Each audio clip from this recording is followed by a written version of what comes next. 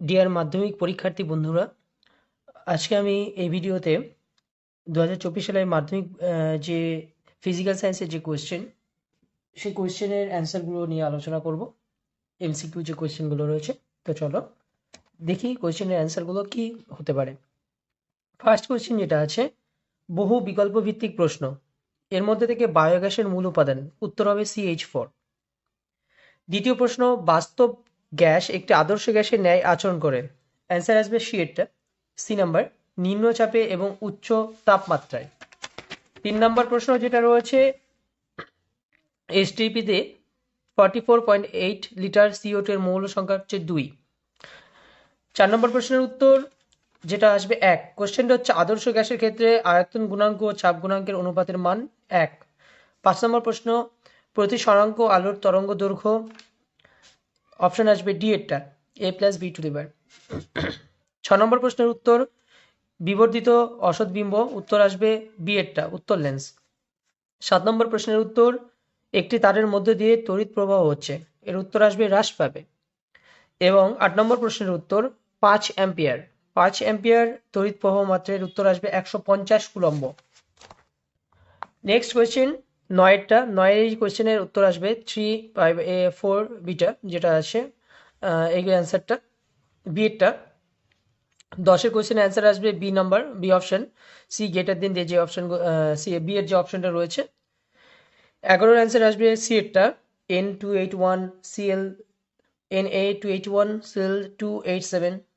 12 number প্রশ্নের উত্তর, উত্তর আসবে, তো উষ্ণতা বৃদ্ধিতে সাধারণত রোধ বাড়ে। প্রশ্ন হচ্ছে তড়িৎ বিশ্লেষণের মধ্যে দিয়ে তড়িৎ পরিবহন সংক্রান্ত নিচের কোন বক্তব্যটি সঠিক নয়, এটি সঠিক নয়, অপশন সি। 13 নম্বর প্রশ্নের উত্তর NH3, যে গ্যাসটি ন্যাশনাল বিকারক ব্যবহার করে সেটা হচ্ছে NH3। 14 নম্বর প্রশ্নের উত্তর তাপীয় বিজারণ Fe, অপশন সি।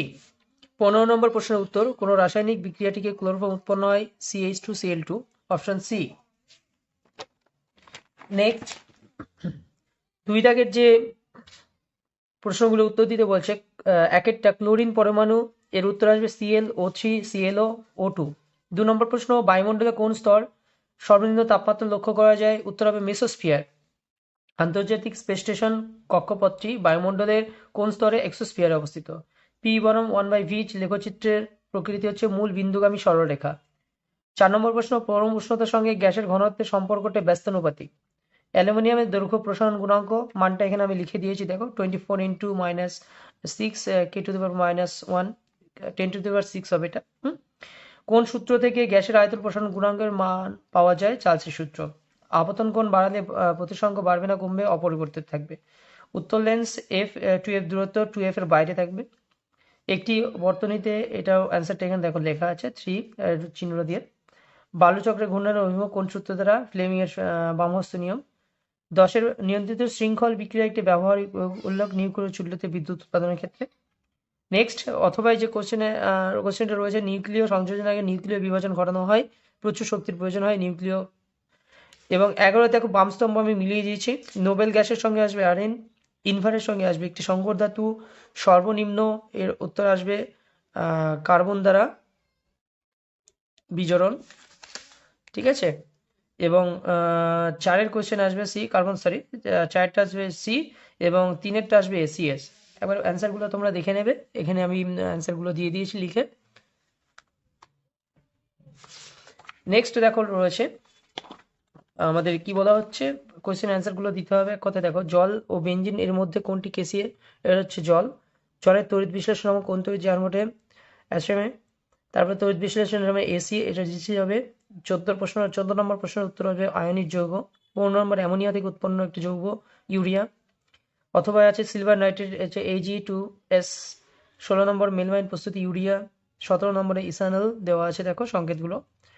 18 এলপিজির পুল গঠনের সমাধান C4H10। আচ্ছা, এই হচ্ছে তোমাদের ফিজিক্যাল সায়েন্সের অ্যান্সার। তো তোমাদের মোটামুটি আজকেই তোমাদের এক্সাম শেষ হয়ে গেছে।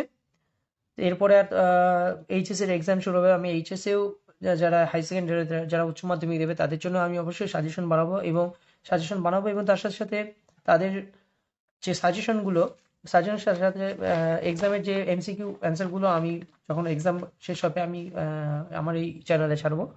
তো এখনো পর্যন্ত যারা আমার চ্যানেলটিকে সাবস্ক্রাইব করেনি অবশ্যই আমার চ্যানেলটিকে সাবস্ক্রাইব করবে, এবং আমার চ্যানেলে নতুন হয়ে থাকলে কেউ অবশ্যই চ্যানেলটিকে সাবস্ক্রাইব করবে। ভিডিওটি ভালো লেগে থাকলে অবশ্যই একটা লাইক করবে। Thank you.